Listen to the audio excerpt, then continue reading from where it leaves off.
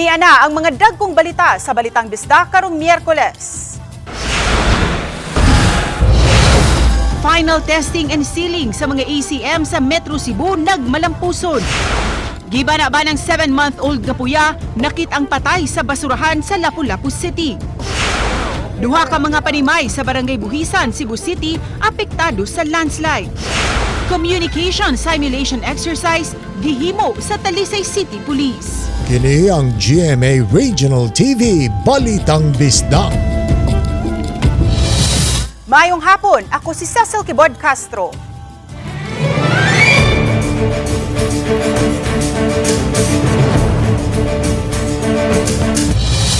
Nationwide simulation communication exercise sa kapulisan, gipahigayon dungan sa final testing and sealing sa mga automated counting machine kun ACM karong adlaw. Si Femary Dumabok sa report. Gipunting sa Talisay City Police nga walay mahitabong sami sa paggamit sa tanang communication equipment o pagsiguro nga hanay na ang tanang backup niini sa pagpaygayon sa communication exercise sa kapulisan tibuok nasod.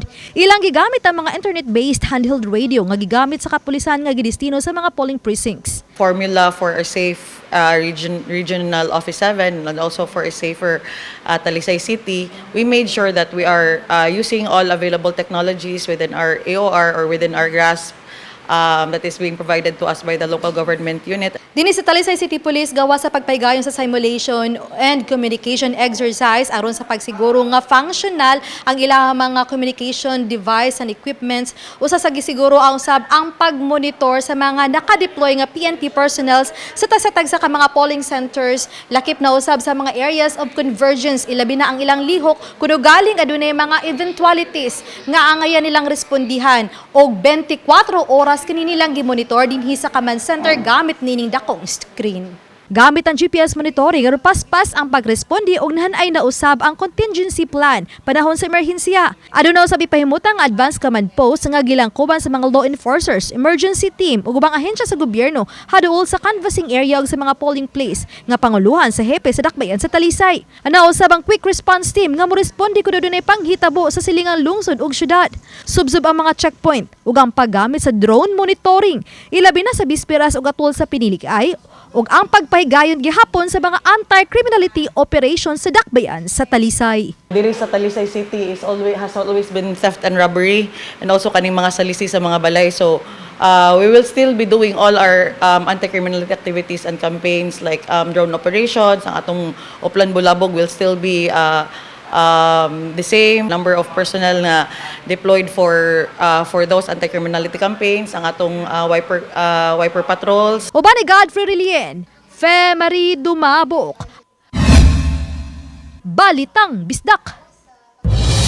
Low pressure area nga anaa karon habig sa Kalibo Aklan padayong muhatod og mga pag-uwan karong adlaw sa tibuok Kabisayan matud sa Pag-asa. Hinay nga to sa igo-igo ug usahay kusog nga mga pagbundak sa uwan ang masinati sa nagkadaiyang dapit sa Kabisayan karong hapon o gabii.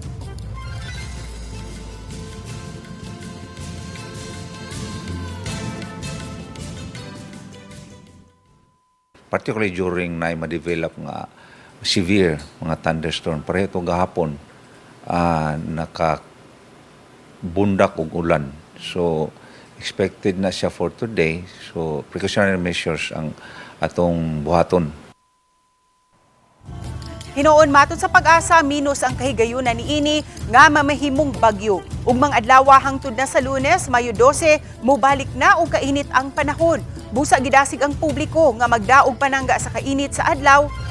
At tulon niya sa eleksyon, kay gipalantawan nga anaa kini sa 38 ngadto sa 39 degrees Celsius ang heat index nga masinati. Kini ang GMA Regional TV Balitang Bisdak.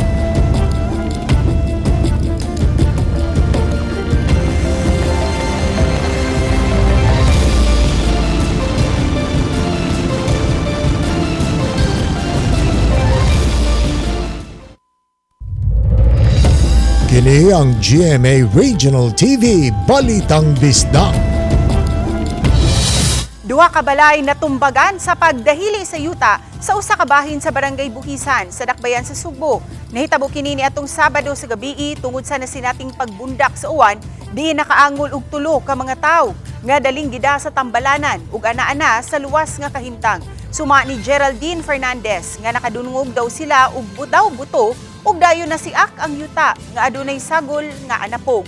Nahitabo kini sa portion sa duha ka mga balay diin ana ay mga tawo sa sulod hinungdan sa ilang pagkaanggol. Samtang ang 14 anyos nga si Geraldine nga nagmulo pa sa iyang likod kay naigo sa bato nga natagak sa ilang balay. Hugot nga gi-monitor karon sa disaster team ang dapit, diin gipabakantihan na nila ang mga balay nga apektado. Sumala ni Ramil Ayuman, ang chairman sa Cebu City Disaster Team, nga mihatag na ang LGU og tabang sa mga apektado. Lagubo di mo na matikdan sa kusog kaayo. Pag kuan ako paggawas na kun muna ko nakuan na nga dako nun day kaayo na kuan ani lukapan na bang Asa ka atong tungura dihang nag-landslide? diri ay. Ya dapita. Unya, unsay nahitabo ato, unsay nadungog nimo? Kuan. Lagubo, Oh, lagubo. murag buto ana. May kalit daw. Pagkahuman asa ka naigo ka? Oh, naigo ko sa mga Bato? Yun. bato. Now, we have extra cautious gid sa Buhisan kay kana yung barangay Buhisan no sa iyang terrain lang daan kuan gyud sa landslide prone area gid. Kung nasa sila mamatikdan nga dunay movement na sa mga soil movement dapat mo report sa atong barangay kay we have our barangay responders man para maka-assess ba. Usa ka puya napalgan sa mga gipundok nga basura sa sitio San Chamba-Chamba, Barangay Pusok, Lapu-Lapu City. Samtang gibahig ang mga basura sa mga garbage collectors, nabantayan sa usa nila kakauban nga adunay puya nga gibutang sa karton ug giputos og plastik uban sa mga naablihang dilata. Gibanabanang anaa kini sa unom ngadto sa 7 ka buwan. Gipaubos na karon sa autopsy ang patayng lawas sa maong puya anon masuta ang insaktong hinungdan sa kamatayon niini. Gituho ang bag-o pa lang gilabay kay wala pa man kini manimaho ug madugta. Gisubay na karon sa Lapu-Lapu City Police ang identity sa inahan sa maong puya ug sa naglabay niini. Nabantayan nila kasi buntis ang mga karong mga tumiaging buwan then karong nabantayan nila nga dili na buntis kay basi makatabang na sa atong investigation yung mapailan man gyud hapon nato ug makita nato ang naagi ko mapail pwede siya mapailan og infanticide. Kini ang GMA Regional TV Balitang Bisdak.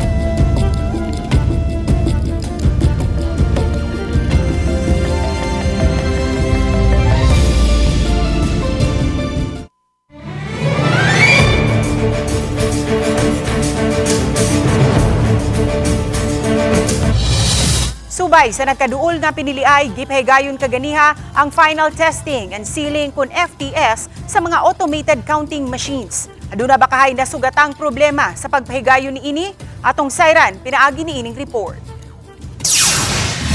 Nasukod ang kalidad sa mga automated counting machines kon ECM sa Dakbayan Sugbo atol sa gipahigayon nga final testing and sealing kaganiyang buntag sa Abiliana National High School. Usa si Cebu City Police Director Police Colonel Enrico Figueroa ang misuway sa mock voting. Dinhi nga presinto naggikan yun ang kaning balutang gigamit sa Director Cebu City Police Office. So ato ang tan-awon kon dawaton ba sa machine. Nasuta nga adunay usa ka security feature sa baluta nga mutugma gyud sa ACM diin kini gikuha. Very effective ito at accurate dahil at first dun tayo sa kabilang room nakita natin na na-reject yung ating form dahil because yung form has its security features. Samtang nasuta usam sa masakop sa Electoral Board nga dunay sekretong tipiganan sa mga smart cards nga gamiton sa ACM operations nga dugay natultulan hinungdan nga medyo nalangan. Kaning smart card mo na siya ang mga operational card niya, insert siya kay di sa mo function ng ACM kung wala ni siya. Samtang full alert ang Cebu City Police Office aron masiguro nga matubag dayon ang mga posibleng problemang mutumaw diin mukapin sa usa ka libo ka mga pulis ang ilang ipakatap. Sa Dakbayan sa Talisay, minus lang ang suliran nga nasinati sa mga magtutudlo atol sa final testing and sealing sa mga automated counting machines. Usa na niini ang nalimtan nga pipila kabahin sa proseso sa paggamit sa ACM.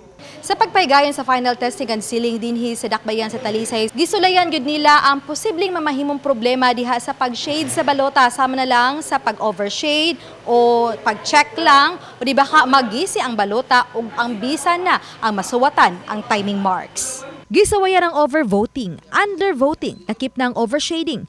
Period lang ibutang, inay nga i-shade. Adunay check lang igibutang sa circle, giikisan o adunay usab uban nga nasuwatan ang ubang bahin sa balota. Gisuwayan usab og gisi ang parte sa balota ug ang nabangag tungod kay grabe ang pag-shade nga parte sa balota. Kining tanan gidawat sa ECM. Gisuwayan na to kung say posibilidad nga masipyat sa mga botante, so dawaton ra niya.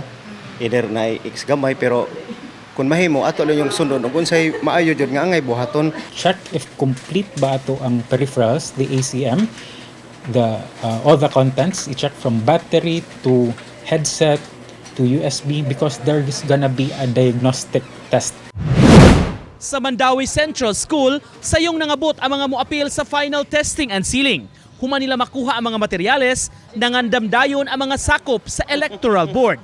Misaksi sa proseso ang mga watchers gikan sa mga partido, taga PPCRV o CSIMPEL, gikan sa initialization sa automated counting machine, sa pagbutar sa tagnapu ka mga botante kada presinto, ngadto na sa paghungit sa balota. Ang Central School dunay 20 ka mga clustered precincts, usa sa labing dakong voting center sa Mandawi.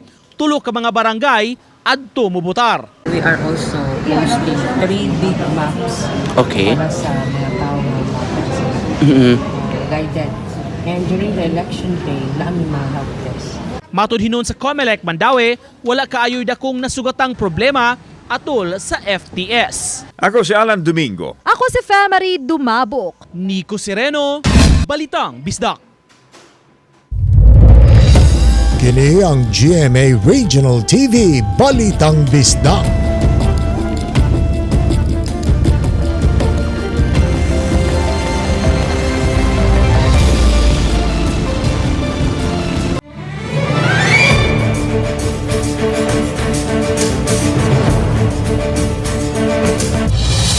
Mga security volunteers sa usa ka partido sa Lapu-Lapu City buot bantayan ang mga ECM sa matag voting centers hangtod na sa Mayo 12. Ang kapulisan nangayo og katin-awan niini gikan sa COMELEC. Ang detalye sa live report ni Luan May Rondina. May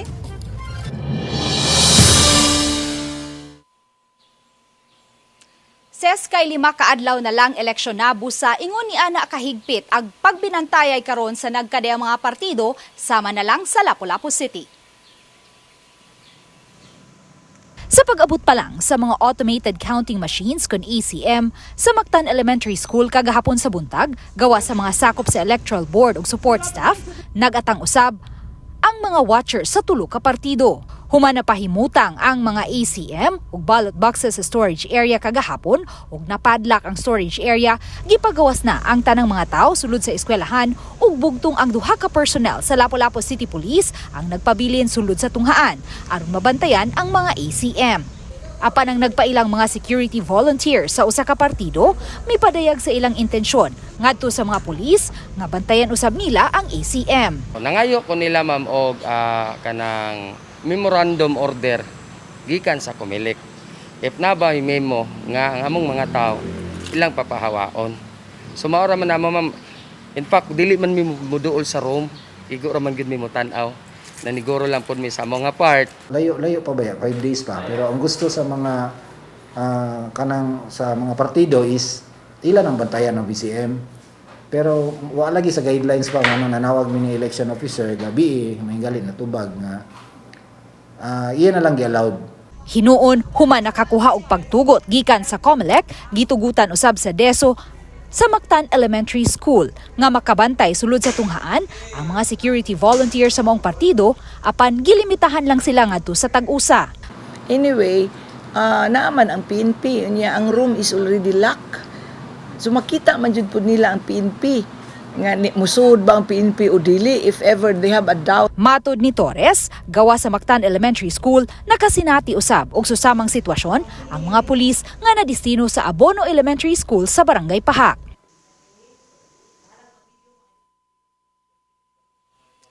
Samtang ses karon lang usab nga hapon nagpahigayon usab og final testing and sealing sa tanang 302 ka mga ACM sa Lapu-Lapu City, and so far walay gikatahong nakasinati og mga problema. Hinuon adunay 42 ka mga contingency ACM ang Lapu-Lapu City nga mamahimong ikapuli kung ugaling adunay mopalyar nga ACM atul gyud sa adlaw sa piniliay. Ses, Dagang salamat, Luan May Rondina.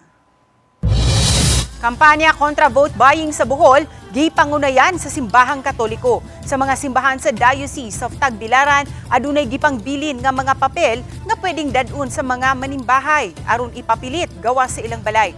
Nakabutang niini ang mensahe sa mga kandidato nga ang tagbay dili mo dawat sa kwarta apan mangayo lang hinuon sa ilang plataporma.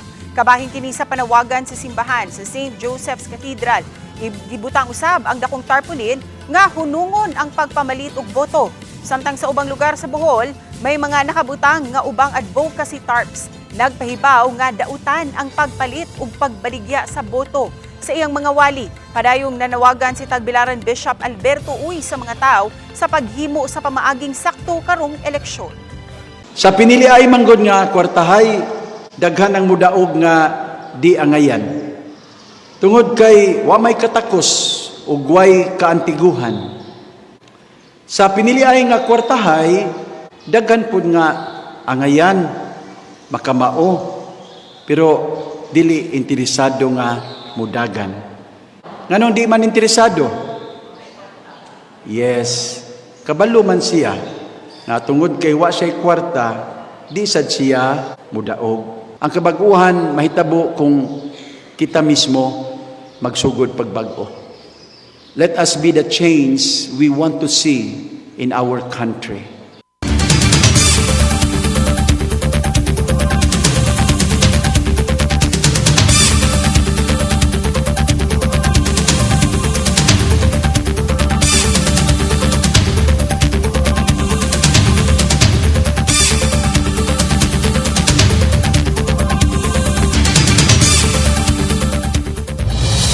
Ibutang sa Barangay Manipis, usa ka bukirang barangay sa siyudad sa Talisay ang ikaupat nga Police Community Precinct o Police Substation sa Talisay City Police. Human nga usa kini sa gihangyo sa mga opisyal sa maong barangay atol sa pagbisita ni Police Lieutenant Colonel Myla Maramag, hepe sa Talisay City Police Station ngadto sa ilang barangay. Kini aron kung aduna may alarma, dali ra kini marespondihan. Usa kini sa nakabot atol sa pagpangamusta ni Maramag sa ilang sitwasyon sa Manipis, may labot sa kriminalidad.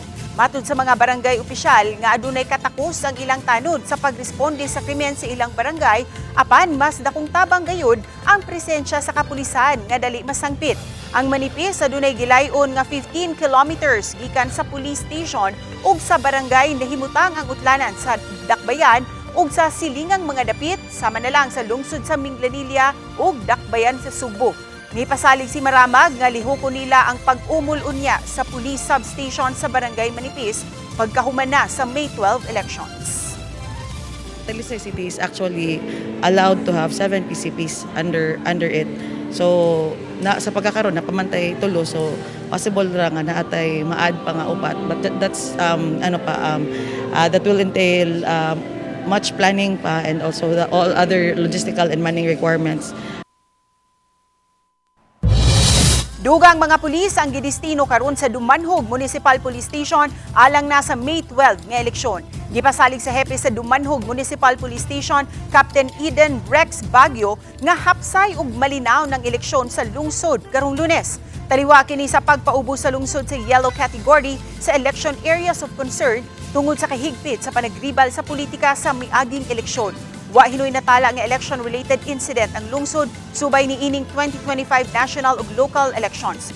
Dugang 52 ka mga PNP personnel ang idestino sa gawas sa mga polling center aron mubantay sa seguridad. Ato ang preparation dili gyapon ta complacent, most especially nga naay gikuan ang Comelec nga gibutang mi gibalik mi og yellow category. So karong Mayo 12 sa election day makaya ma-peaceful and manageable ra gyud nato sa kapulisan. Ugma Mayo 8 na sa ulugon sa Mandawi City ang kapistahan ni St. Joseph nga pipila ka adlaw usab sa dili pa ang eleksyon. Ang City Hall adunay katin-awan taliwa ning sunod-sunod nga mga aktibidad nga dili usab gamiton sa pagpangampanya. Ani ang report ni Nico Sereno. Sunod-sunod na ang mga aktibidad sa Mandaue City karong panahona nga naghinangat ang fiesta. Sa plaza pa lang ubay-ubay na ang setup nga gipahimutang sama sa stage para sa mga programa ug kalingawan.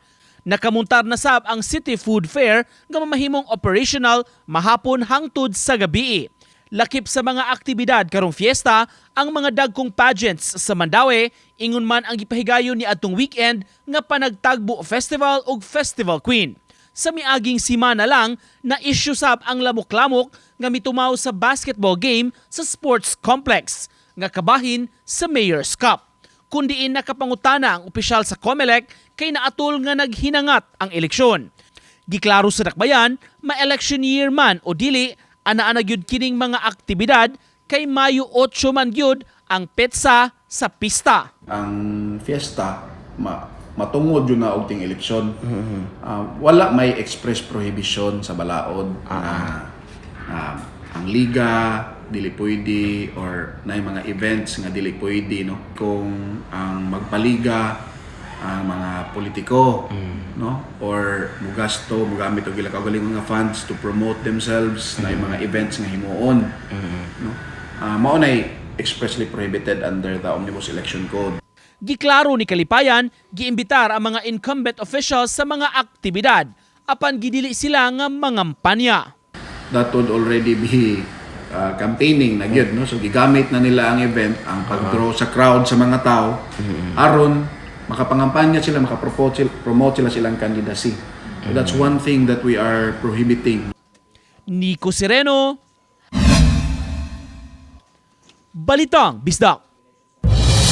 Busy na kaayo ang mga staff sa Treasurer's Office sa Mandaue City nga gipadad-an ug maoy mutipig sa mga election paraphernalia. Si Nico Sereno sa report. Naabta namo, busy sa pagpreparar sa mga election paraphernalia. Sama niining pagpamutang nila og label o stickers sa mga ballot boxes nga gamiton karong Mayo 12. Nag-print out sila sa label kung diin nakabutang ang ma-clustered precinct number, eskwelahan ug serial number sa kada kahon. Gihimo nila kini aron uniform ang marka.